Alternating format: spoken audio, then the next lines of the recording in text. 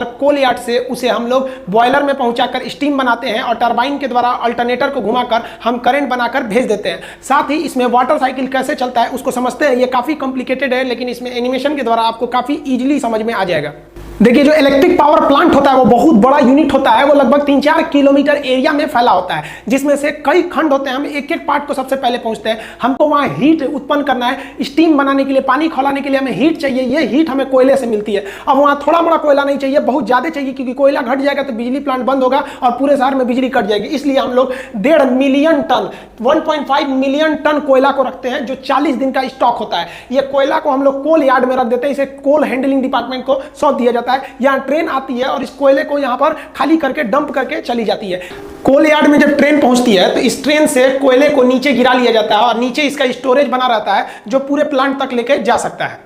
एक एक करके हर एक वैगन से कोयले को गिरा दिया जाता है, रिलीज करके नीचे स्टोरेज में। इसे खाली करने की कई विधियां होती हैं। देखिए क्या किया जाता है, जो कभी कभी जो बॉक्सेन वाले डिब्बे होते हैं जो ऊपर से खुले रहते हैं, उनको ले आया जाता है और उनकी कॉपलिंग को छोड़ा दिया जाता है, जिससे वो एक डिब्बे से दूसरे में पकड़े रहते हैं। और उसके बाद ये जो मशीन होती है, लिफ्ट मशीन, इसको पूरी तरह से उल्टा कर देती है, जिस वजह से इसमें का सारा कोयला थर्मल पावर प्लांट के कोल यार्ड में नीचे चला जाता है और नीचे इसे कन्वेयर द्वारा उठा लिया जाता है। फिर इसको ये मशीन जो है केवल इसी बॉगी को पकड़ती है और फिर सीधा रख देती है। फिर उसकी कॉपलिंग को कर दिया जाता है और इस ट्रेन को आगे के लिए रवाना करते हैं। ये यहाँ से ऐसे उठा लेगा यहाँ से और इस पर गिरा देगा ये कन्वेयर द्वारा, और ये इस पर गिरेगा ना तो इस रास्ते से ये आगे जा सकता है। यहाँ से कोयला उठाएगा और इसी कन्वेयर पे गिराएगा, इसके रास्ते ये यहाँ के यहाँ गिरेगा। के लिए बहुत ही बड़ी ये भारी भरकम मशीन का प्रयोग किया जाता है। ये काफी दूरी तक चल सकती है और इसके लिए एक ट्रैक बना होता है और ये अपने हाथ से कोयला उठा सकती है। इसका जो हैंडल होता है ये काफी दूर तक जा सकता है, अगल बगल के यार्ड तक, और ये मशीन को फिर आगे पीछे चलाया भी जा सकता है। ये ऊपर नीचे भी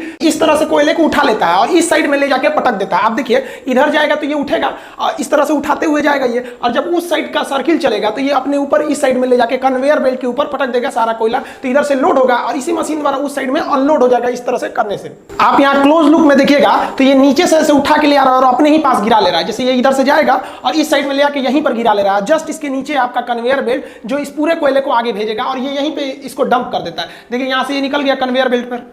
ये कन्वेयर बेल्ट पूरे प्लांट तक आगे की ओर कोयला को पहुंचा देता है जहां तक इसको जरूरत है प्लांट में, चाहे वो कितना भी आगे प्लांट हो। तो किसी भी पावर प्लांट में कोल हैंडलिंग बहुत बड़ा एरिया होता है।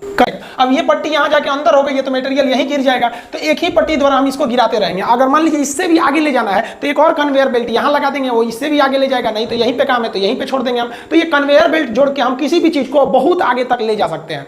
ये जो कोयला होता है इसका कोई आकार ही फिक्स नहीं होता है, ये बड़ा भी हो सकता है छोटा भी हो सकता है। तो इस कोयला को इस कन्वेयर बेल्ट के माध्यम से आगे भेजते हैं हम लोग क्रशर मशीन में। क्रशर मशीन क्या होता है, कोयले को छोटे छोटे टुकड़ों में तोड़ देता है, लेकिन इन टुकड़ों को हम अभी भी आगे जलने के लिए नहीं भेजते हैं। इसको इसके आगे फिर इस कन्वेयर बेल्ट द्वारा इसे हम पल्वराइज करने के लिए, मतलब पाउडर बनाने के लिए एक बाउल मिल में भेजते हैं। ये बाउल मिल में ये जो कोयला होता है एकदम पाउडर की तरह हो जाता है। जितना पतला पाउडर हम लोग लगाते हैं चेहरे पे ना, उस तरह से ये पाउडर को पीस एकदम आटा बना देता है ताकि पूरा कंप्लीट जल जाए। अंदर उसके जो ऐश यानी राख है वो बहुत ही कम बने। तो आप सोचिए, किसी भी पावर प्लांट का सबसे ज्यादा अगर कोई एरिया ऑक्युपाई करता है ना तो 50 मिलियन टन कोयला को रखने के लिए जगह बनाना है, फिर उसके लिए कन्वेयर बनाना है। तो ज्यादातर एरिया पावर प्लांट का, बिजली घर का, वो उसका अप्रोक्स 50% एरिया लेके चला जाता है आपका केवल कोल यार्ड हैंडलिंग